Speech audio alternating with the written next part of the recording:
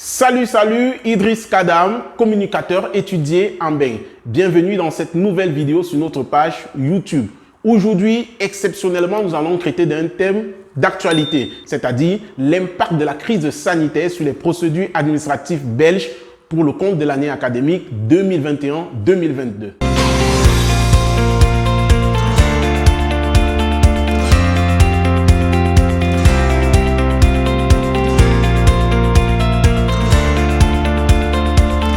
Ainsi, avant d'élaborer cette thématique, je tiens, au nom de toute la grande équipe étudiée en Beng, à remercier tous les étudiants et les étudiantes qui nous ont témoigné leur confiance en nous, donnant la gestion de leur dossier administratif pour le compte de l'année 2021-2022. Il est très important pour moi de préciser que c'est à travers les multiples questions que vous nous avez posées via nos différents canaux digitaux, nous avons essayé de trouver quelques éléments de réponse qui, nous espérons, pourront répondre à vos préoccupations. Voilà, entré dans le vif du sujet, l'un des premiers impacts de cette crise sanitaire, c'est le télétravail.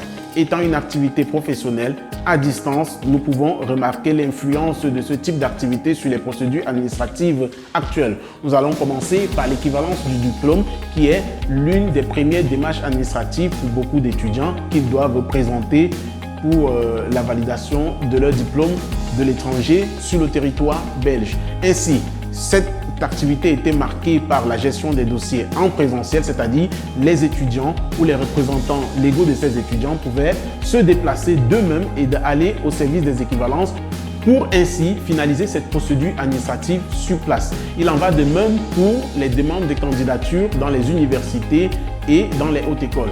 Nous vous conseillons d'être très vigilant lorsque vous présentez votre candidature à une haute école ou une université, de réunir tous les documents nécessaires, de les envoyer et d'être très concentré. Le deuxième impact de cette crise sanitaire dans les procédures administratives, ce sont les lenteurs administratives que nous pouvons remarquer à travers les différents bureaux concernés, que ce soit université, direction administrative, agréée pour délivrer certains documents et même à travers les bureaux de poste pour la réception de certains courriers.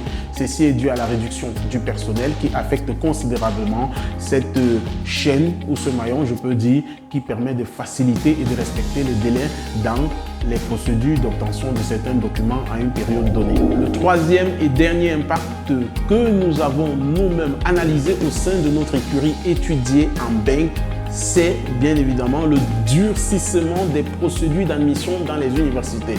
Et là alors, honnêtement, c'est la catastrophe totale.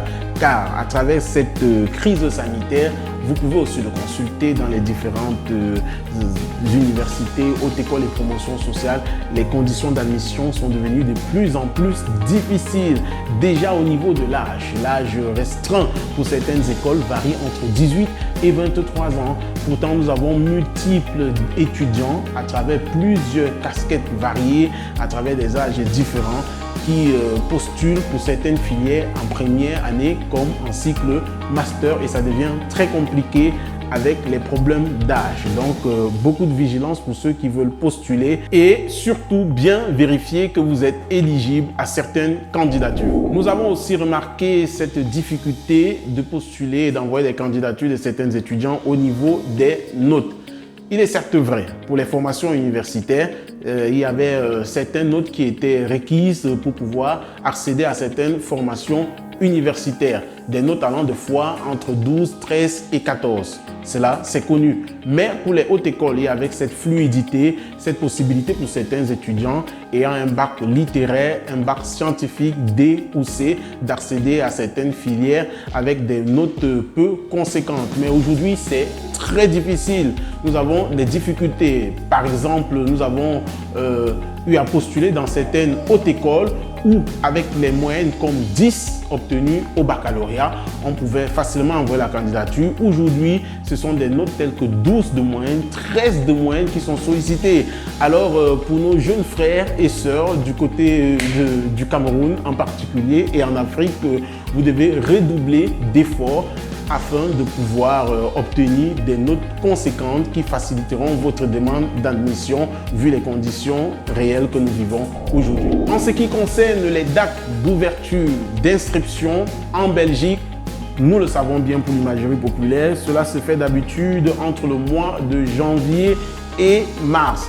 Actuellement, avec la crise sanitaire, nous avons beaucoup d'écoles, c'est-à-dire haute école ou universités publiques et même promotion sociale qui sont très réticents sur la promulgation des dates d'ouverture des inscriptions. Certaines écoles même ont dû renvoyer jusqu'au mois d'août et de juin et certains même en mai la date d'ouverture des inscriptions et de dépôt des candidatures. Et pour la procédure 2021-2022, respectant le canevas normal, postuler en mai pour obtenir une réponse dans les délais plus conséquents, ça s'avère très difficile afin de respecter aussi le reste des procédures à suivre du côté du Cameroun. Donc, beaucoup de vigilance et il faut aussi avoir la bonne information. Nous vous proposons pour cela, vous le savez bien, de nous poser des questions et d'entrer en contact soit avec un responsable étudiant en bain pour ne pas être surpris à la dernière minute suite à ces dates qui sont très incomprises pour le moment et nous le vivons même actuellement à travers certaines autres écoles qui n'ont pas encore promulgué la date d'ouverture des dossiers des candidatures. Un autre point très important que je tiens à préciser ici, c'est aussi l'une des difficultés à laquelle nous avons fait face lors de l'envoi des candidatures de certains étudiants, c'est l'exigence pour certaines universités, haute école ou promotion sociale d'un document de prise en charge.